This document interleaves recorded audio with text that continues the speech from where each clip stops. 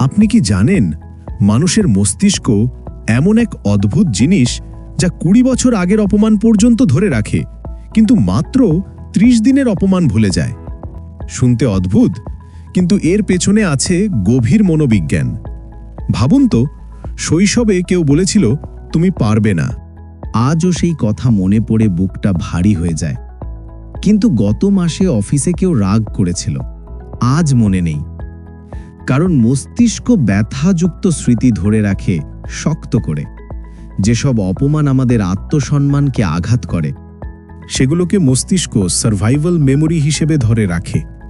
আর ৩০ দিনের ছোটখাটো অপমান ধরে না, কারণ এগুলো আমাদের পরিচয় বদলায় না। কিন্তু ২০ বছরের পুরনো অপমান জমতে জমতে আত্মবিশ্বাস কমিয়ে দেয়। তবে সুখবর হলো, আপনি চাইলে মস্তিষ্ককে নতুন গল্প শেখাতে পারেন। নতুন অভ্যাস পুরনো অপমানকে মুছে দেয়। তাই আজ ভাবুন, পুরনো অপমান কি আপনার ভবিষ্যৎ ঠিক করবে, নাকি আজকের প্রচেষ্টা আপনার নতুন গল্প তৈরি করবে? মনে রাখবেন, অপমান ধরে রাখার কাজ মস্তিষ্কের, কিন্তু তাকে ছাড়ার সিদ্ধান্ত আপনার।